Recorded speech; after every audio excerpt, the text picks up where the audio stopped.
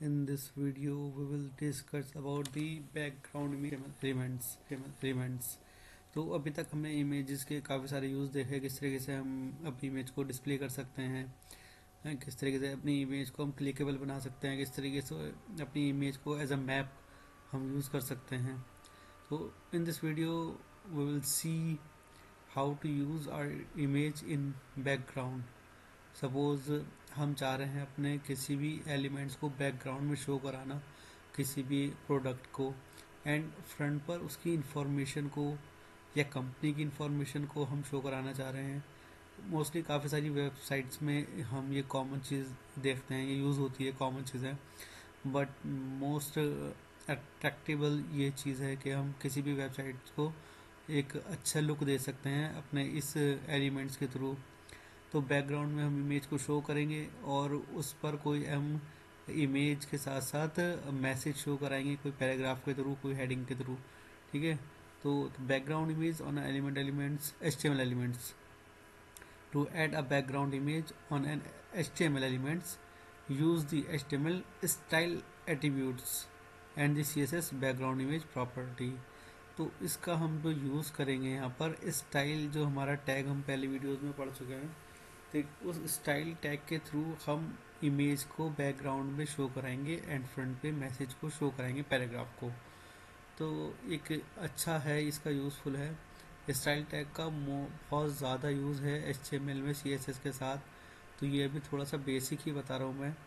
आगे वीडियो जब हम CSS की बनाएंगे तो उसमें स्टाइल जो हमारा एट्रीब्यूट्स है, इसका लेंथ में हम देखेंगे किस तरीके से इसका हम यूज़ कर सकते हैं. काफ़ी सारे यूज़ है. स्टाइल टैग बहुत इंपॉर्टेंट टैग है.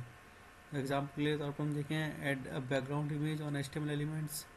तो कोई पैराग्राफ लिया हमने, पैराग्राफ के फर्स्ट उसमें टैग में, क्लोज टैग में नहीं, फर्स्ट टैग में स्टाइल टैग को हम यहाँ पर, ठीक है, शो करेंगे एंड उसके अंदर हम यहाँ पर बैकग्राउंड इमेज का URL पास करेंगे. ये हम लिखेंगे बैकग्राउंड इमेज एंड देन उसका URL इसके अंदर पास करेंगे और फिर उसके साथ साथ हम पैराग्राफ को शो कराएंगे. तो सिंपल है, कोई ज़्यादा टफ नहीं है, इजी तरीके से यूज़ करेंगे हम. You can also specify the background image in the style elements in the head section. तो मैंने अपनी एक वीडियो में बताया था कि हम मोस्टली स्टाइल टैग को जो यूज़ कर सकते हैं वो हेड के अंदर यूज़ करते हैं. हेड के साथ हम दो चीज़ें मोस्टली यूज़ करते हैं. तो टाइटल को, टाइटल हमेशा 100% तभी भी लिखा जाएगा, वो हेड के अंदर ही उसे हम रिप्रेजेंट करेंगे.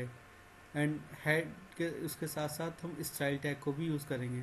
स्टाइल टैग का यूज़ अभी सिर्फ सिंपली हेड के अंदर बता रहे हैं, लेकिन लिंक का भी यूज़ होगा. आगे चल के हम HTML के कोड एंड CSS का कोड अलग अलग लिखेंगे एंड फिर उसे स्टाइल टैग के थ्रू लिंक करेंगे एक साथ हम. ठीक है, वो आगे वीडियोज़ में देखेंगे. तो एक एग्जांपल ये है, specify the background image in the style elements. Style tag को यहाँ पर हम स्टार्ट किया, उसके अंदर पैराग्राफ को लिया, बैकग्राउंड इमेज का URL पास किया यहाँ पे और स्टाइल टैग को क्लोज किया. एक तरीका ये है. और एक ये पैराग्राफ के अंदर ही हम यहाँ पर इसको यहाँ पे रिप्रेजेंट कर दें और स्टाइल टैग क्लोज करने की जरूरत नहीं पड़ेगी हमें. सिर्फ एक स्टाइल टैग यहाँ पे स्टार्ट करके इसी में हम यहाँ पे इसे डिफाइन कर सकते हैं. Then we will see background on an image page. If you want to the entire page to have a background image, you must specify the background image on the body elements. तो body elements के साथ अगर हम image को represent करेंगे तो हमारी full desktop का जो हमारा होता है साइज, तो उस प्रॉपर बैकग्राउंड में हमारी जैसे X और Y के कोऑर्डिनेट में फुल स्ट्रेंथ में शो हो जाएगी. किसी भी इमेज को हम यहाँ शो करा सकते हैं. लेकिन उसके लिए हम बॉडी के अंदर डिक्लेयर करना ज़रूरी है. अगर हम बॉडी के अंदर डिक्लेयर करते हैं फुल इमेज आएगी. अगर किसी पैराग्राफ या उसके साथ करते हैं तो प्रॉपर सिर्फ पैराग्राफ के साथ वो स्पेसिफाई रहेगी पर्टिकुलर. तो इसमें एक रिपीट का ऑप्शन भी आता है, बैकग्राउंड रिपीट कैसे करें इमेज को. ठीक है, वो सब अभी हम आगे वीडियोस में देखेंगे. पहले इसका एक पर्टिकुलर एक एग्जाम्पल हम बनाकर देखते हैं किस तरीके से हम इसे करेंगे. ठीक है, हमने HTML टैग लिया, HTML टैग स्टार्ट किया, ठीक है, एंड देन HTML टैग को यहीं क्लोज कर लिया. इसके अंदर हमने हेड को लिया, हेड को बाद में डिफाइन कर लेंगे. पहले एक सिंपली हम इसके अंदर बॉडी को डिक्लेयर कर लेते हैं. बॉडी के अंदर ही हम में प्रोग्राम को डिफाइन करेंगे। बॉडी है बॉडी, ठीक है। इसके अंदर हम एक कोई हेडिंग ले लेते हैं पहले, ठीक है। h2 करके एक हेडिंग ले लिए, इसे हमने यही क्लोज किया h2 के साथ, ठीक है। इसके अंदर hi this is new page to show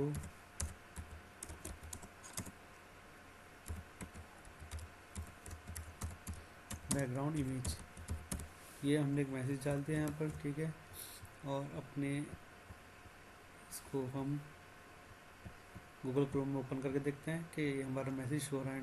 हाँ, ये हमारा मैसेज शो रहा है, this is a new page to show background image. ये स्पेलिंग गलत हुई है कुछ यहाँ पे,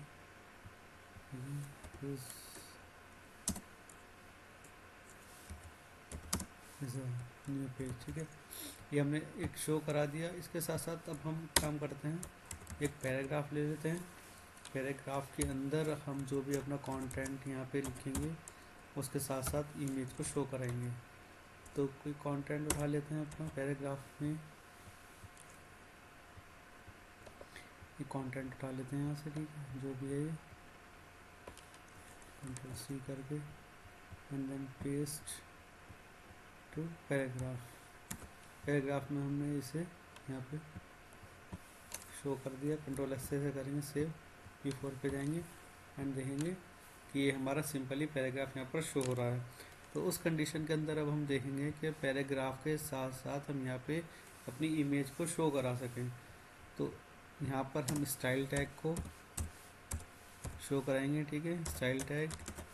एंड इसके अंदर हम जो बैकग्राउंड इमेज की हमने कोड देखा था अभी कि हम बैकग्राउंड इमेज का ये URL यहाँ पे यूज़ करेंगे।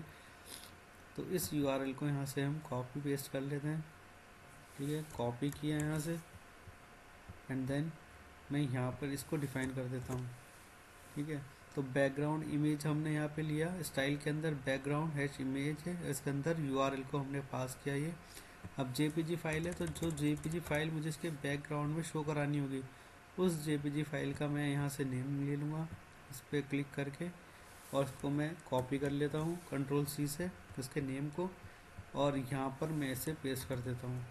तो जो भी मेरी बैकग्राउंड इमेज होगी, ये इमेज मेरे पैराग्राफ के बैकग्राउंड में शो हो जाएगी।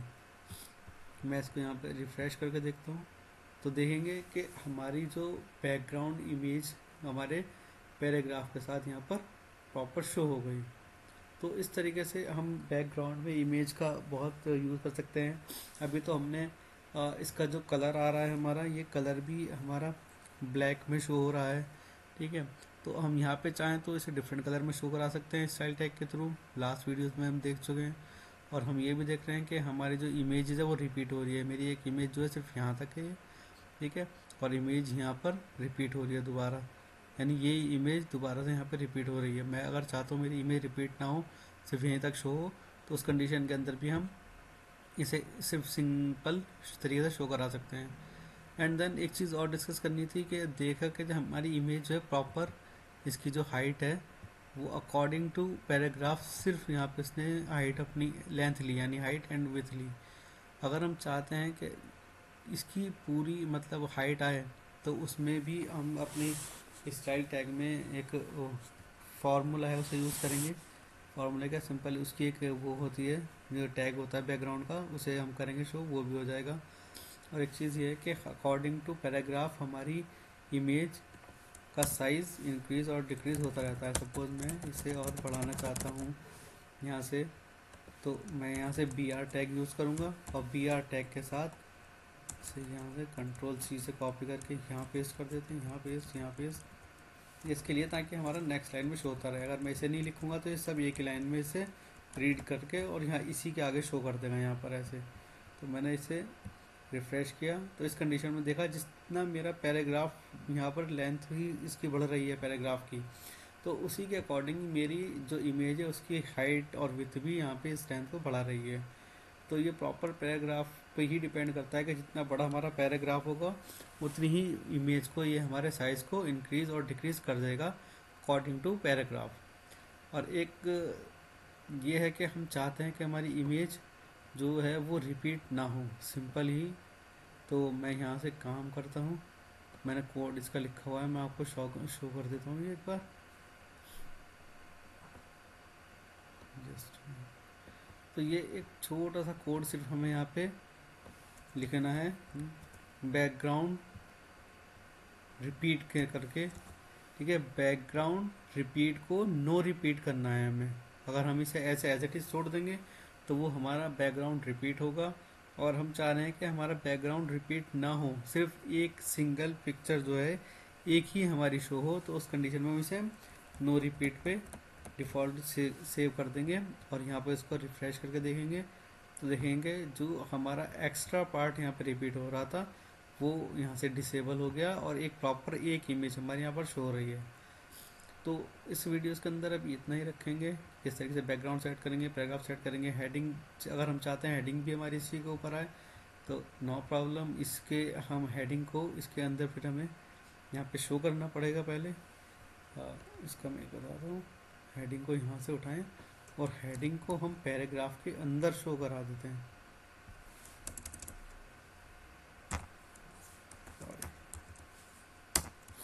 मैंने यहाँ इस हेडिंग को शो करा दिया और इसको सेव किया और इसको रिफ्रेश करके देखा, ठीक है।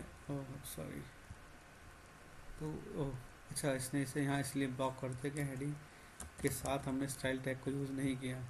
तो स्टाइल टैग के साथ हम इसे यूज़ भी कर सकते हैं। वैसे स्टाइल टैग को हमें इसके साथ साथ यहाँ पे S2 के साथ यहाँ पे इसे लिखना पड़ेगा और उसके अंदर पैराग्राफ को लेना पड़ेगा। तो ईजी है, वो भी हो जाएगा। नेक्स्ट किसी वीडियोज़ में मैं शो करके दिखा दूँगा इस चीज़ को। तो फिलहाल अभी इस वीडियोज़ के अंदर इतना ही रखते हैं कि किस तरीके से हम अपनी इमेजेस को किसी पैराग्राफ के साथ बैकग्राउंड में एडिट पैच कैसे कर सकते हैं। मतलब हम चाह रहे हैं कि हमारा बैकग्राउंड इमेज हो, उसके ऊपर हमारा कंटेंट प्रेजेंट किया जाए, तो इस तरीके से हम उसे यूज़ करके दे सकते हैं। बाकी इसे हम लेंथ ही अगर देखें डीप में तो तब मैं प्रॉपर प्रोजेक्ट बनाऊंगा किसी वेबसाइट से रिलेटेड, ठीक है। उसमें 3-4 पेज बनाएंगे तो ये प्रॉपर तरीके से हम एक स्टैंडर्ड लेवल की एक HTML की वेबसाइट बनाएंगे। तो आगे वो प्रोजेक्ट में और ज़्यादा क्लियर हो जाएगा किस तरीके से, किस फॉर्मेट हो, क्या फॉर्मेट यूज़ करते हैं, किस तरीके से एक मतलब सीक्वेंस यूज़ होता है, एक स्टैंडर्ड फॉर्मेट जो होता है। तो मिलते हैं नेक्स्ट वीडियोज़ के अंदर। इस वीडियो में भी इतने रखते हैं। Okay, bye bye.